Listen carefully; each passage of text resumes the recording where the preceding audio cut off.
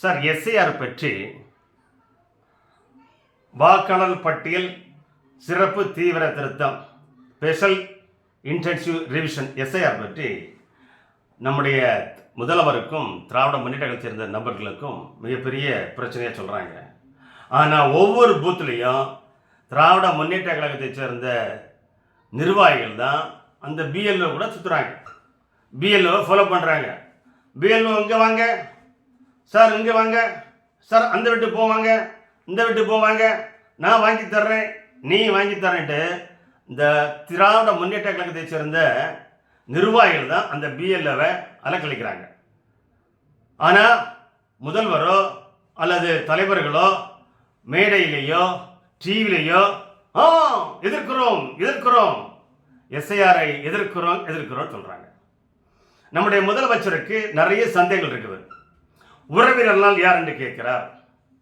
ஒருத்தர் ஒரு பிஎல்ஓ ஒரு நாளைக்கு 30 படிவம் தான் கொடுக்கிறார்.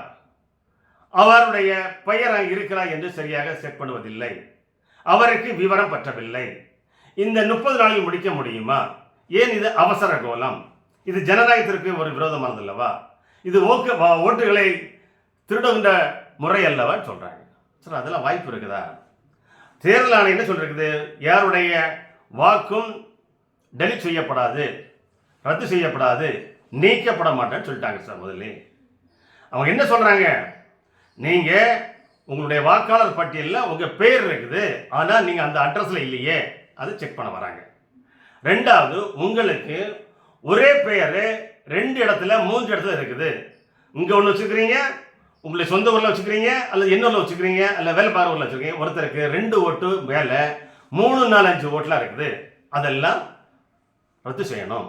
ரெண்டாவது முடிச்சா. மூன்றாவது, ஒருவர் மரணம் அடைந்து விட்டால், இறந்து விட்டால் அவருடைய வாக்கை ரத்து செய்ய வேண்டும், டெலிட் செய்ய வேண்டும். அதைத்தான் சார் பண்றாங்க எஸ்ஐஆர். அந்த விலாசத்தில் அவர் இருக்கிறாரா என்று சரிபார்க்கிறார்கள். 2, அவருக்கு 1 ஓட்டுக்கு மேல் அதிகமான ஓட்டு இருக்கிறா செக் பண்றார்கள்.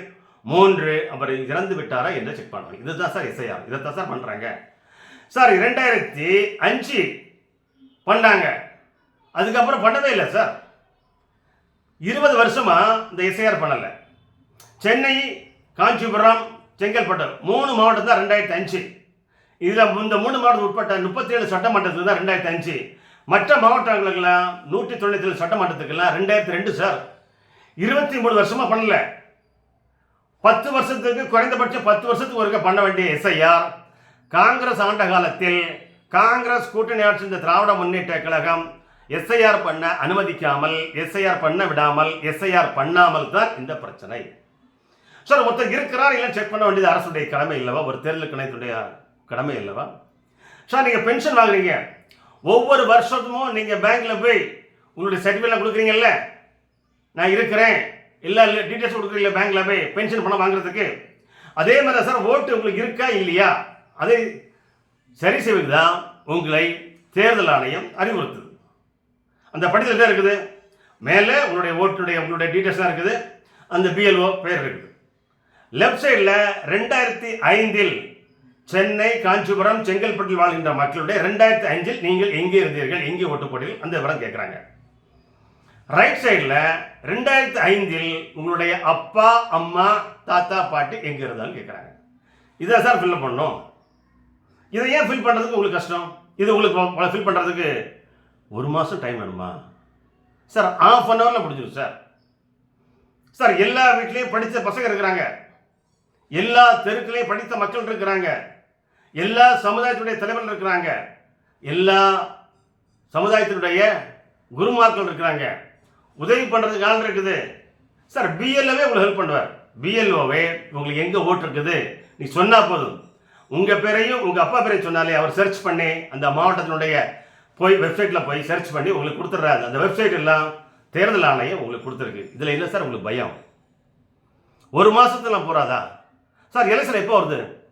2026 மே மாதம் வரப்போகுது. இதனுடைய எஸ்ஐஆருடைய அறிவிப்பு அக்டோபர் மாதம் அறிவிச்சிட்டாங்க. நவம்பர், டிசம்பர், ஜனவரி, பிப்ரவரி, மார்ச், ஏப்ரல் 6 மாதம் இருக்கு சார் எலெக்ஷனுக்கு. 6 மாதத்துக்கு முன்னாடி இந்த எஸ்ஐஆர் பண்ணாமல் எப்போ பண்ணுவாங்க சார்? எப்போ பண்ணுவாங்க? பண்ணி ஆகணும்ல. இல்லாத ஓட்டெல்லாம் டெலிட் பண்ணும்ல சார். சென்னையில் 1000 ஓட்டு வச்சுங்களா, அந்த 1000 ஓட்டில் 400 பேர் அந்த இடத்துல இல்லை சார். சென்னையில் கிட்டத்தட்ட 26 சட்டமன்றங்கள் இருக்குது. அதில் ஒவ்வொரு பூத்துலையும் 1000 ஓட்டு இருக்குன்னா அதில் 400 பேர் இல்லை சார். பேர் இருக்குது, ஆள் இல்லை, வெளியூர் போயிடுறாரு, வெளிநாட்டுக்கு போயிடுறாரு, அல்லது அந்த தொகுதி விட்டு எங்கேயே போயிடுறாரு இல்லைங்களா. ரெண்டாவது, அவர் 1 ஓட்டு போல 2 ஓட்டு வச்சிருக்காரு, 3 ஓட்டு வச்சிருக்கிறாரு, அல்லது அவர் இறந்திருக்கிறாரு. இதெல்லாம் எப்படி பண்றது? இது 1000 ஓட்டுல 400 பேர் இல்லாம இருக்கிறாங்க. 400 பேர்ல 500 பேர் தான் போலிங் ஆகுது. அப்போ மொத்த பெர்சன்டேஜ் பாத்தீங்கன்னா 50% தான் சென்னையில் போலிங் ஆகும். அப்ப என்ன நியூஸ் வருது? சென்னை மாநகரத்தில் படித்த மக்கள், விவரம் தெரிந்த மக்கள் இருக்கின்ற சென்னை மாநகரத்தில் ஓட்டு சதவீதம் 50 குறைந்து விட்டது என்று சொல்லுகிறீர்கள். ஏன் எப்படி வருது? 1000 ஓட்டுல 400 ஓட்டு இல்ல, அந்த ஓட்டுலயே இல்ல, அந்த பூத்திலே இல்ல, அந்த பகுதியிலே இல்ல. ஆனா பேர் இருக்குது, அட்ரஸ் இருக்குது, போட்டோ இருக்குது. ஆனா ஒரிஜினலா பாத்தீங்கன்னா 600 ஓட்டு தான் இருக்குது. 600 பேர் தான் அந்த பூத்துல இருக்கிறாங்க. 600 பேர்ல 500 பேர் ஓட்டு போட்டா 50% தான் சார் வரும். இதைத்தான் சரி பண்றதுக்கு எஸ்ஐஆர் மூலம் இந்த வாக்காளருடைய பெயர்கள் நீக்கப்பட உள்ளது. அப்படியே ஏதாவது உங்களுக்கு பிரச்சனை இருந்து என்றால் 2024 டிசம்பர் 4க்கு அப்புறம் நீங்கள் ஏதோ ஒரு படிவத்தை 13 படிவம் கொடுத்திருக்காங்க ஆவணங்கள், அதில் ஒன்றை கொடுத்து நீங்கள் அதனை சரி செய்து கொள்ளலாம். யாருடைய பெயரும் யாருடைய வாக்காளருடைய பெயரும் யாரையும் எந்த வாக்காளர் பட்டியலிருந்து நீக்கப்பட மாட்டாது என்று தேர்தல் ஆணையம் மக்களுக்கு, பொதுமக்களுக்கு, தமிழக மக்களுக்கு உறுதி அளித்திருக்கிறது. ஆகவே யாரும் பயப்பட வேண்டாம், யாரும் தயங்க வேண்டாம். இந்த 3 சமாச்சாரம் தான் பிரச்சனை. அதை சரி செய்து விட்டால் ஜென்யூனாக யார் யாருக்கெல்லாம் ஓட்டு இருக்குமோ அந்த ஓட்டுகள் எல்லாம் அந்தந்த பகுதியில் இருக்கும், யாரையும் நீக்கப்பட மாட்டாது. ஆகவே நண்பர்களே, அனைவரும் உங்களுக்கு கொடுக்கப்பட்ட அந்த படிவத்தை பூர்த்தி செய்து கொடுக்க வேண்டும். நீங்கள் பூர்த்தி செய்து கொடுக்கவில்லை என்றால் உங்களுடைய பெயர் அங்கு இருக்க வாய்ப்பில்லை. அந்த படிவத்தை நீங்கள் தொலைத்து விட்டால் அந்த வாக்காளர் பட்டியலில் உங்கள் பெயர் இல்லை. அதனை நீங்கள் ஒழுங்காக பூர்த்தி செய்யவில்லை என்றால் அந்த படிவம் நீங்கள் பிஎல்ஓ கொடுத்தாலும் அது அந்த வாக்காளர் பட்டியலில் உங்கள் பெயர் சேர்க்கப்பட வாய்ப்பில்லை. இந்த தவறை மட்டும் செய்யாதீர்கள். படிவத்தை பெற்றுக்கொள்ளுங்கள், பூர்த்தி செய்யுங்கள், அந்த பிஎல்ஓ கொடுத்து விடுங்கள். ஒரு காப்பி அவரிடம் கொடுங்கள், ஒரு காப்பி நீங்கள் பத்திரமா வைத்துக் கொள்ளுங்கள். இதுதான் உங்களுக்கு ஆதாரம். ஆகவே எந்த நண்பர்களும், எந்த பெரியவர்களும், எந்த பொதுமக்களும் இந்த எஸ்ஐஆரை பற்றி பயப்படாமல் உங்கள் அருகாமையில் இருக்கிறவர்களை சரி செய்யுங்கள். நீங்கள் ஒவ்வொருத்தரை பார்க்கும்போது நல்லா இருக்கிறீங்களே கேட்குறீங்க இல்லையா? அல்லது ஒரு கல்யாணம் விட்டு போனாலோ, அல்லது ஒரு பொது நிகழ்ச்சி பார்த்தாலோ, அல்லது வேறு எங்கேயோ பார்த்தாலோ, நண்பர்களை உறவை பார்த்தீர்களோ, நீங்கள் எஸ்ஐஆர் பண்ணிட்டீங்களா, எஸ்ஐஆர் படிவத்தை பதிவு செய்து பூர்த்தி செய்து கொடுத்து விட்டீர்களா கேளுங்க. ஏன்னா சில மக்களுக்கு தெரியாது, சிலவங்க அறியாமல் இருப்பாங்க, சிலவங்க இதை அலட்சியம் பண்ணுவாங்க, சிலது அப்புறம் பார்த்துக்கலாம், இந்த படிவெல்லாம் பார்த்துக்கலாம் சார், ஓட்டில் அப்புறம் போட்டுக்கலாம் சார் வாங்க. அதெல்லாம் இருக்காம யாராவது நீங்கள் பொது நிகழ்ச்சியில் பொது வழியில் பார்த்தால் எஸ்ஐஆர் படிவத்தை பூர்த்தி செய்து கொடுத்து விட்டீர்களா, இல்லை என்றால் உடனே எஸ்ஐஆர் படிவத்தை பூர்த்தி செய்து கொடுங்கள் என்று அவர்களை அறிவுறுத்துங்கள். இது நீங்கள் மக்களுக்கு செய்ய மிகப்பெரிய உதவியா இருக்கும். அந்த உதவியை எல்லோரும் செய்தால் யாருடைய வாக்குகளும் தவறுதலாக தப்பாக நீக்கப்பட மாட்டாது.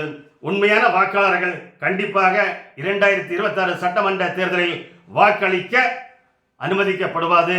தேர்தல் ஆணையம் அதனை உறுதியாக இருக்கிறது. ஆகவே எந்த மக்களும் யாரும் அந்த எஸ்ஐஆர் படிவத்தை பற்றி பயப்படாமல் அதனை பெற்றுக்கொண்டு முழுமையாக பூர்த்தி செய்து அந்த பிஎல்ஓ ஒப்படைத்து உங்களுடைய வாக்குகளை உறுதி செய்யுங்கள் என்று உங்களை அன்போடு வேண்டுகிறோம். நன்றிகள் பல.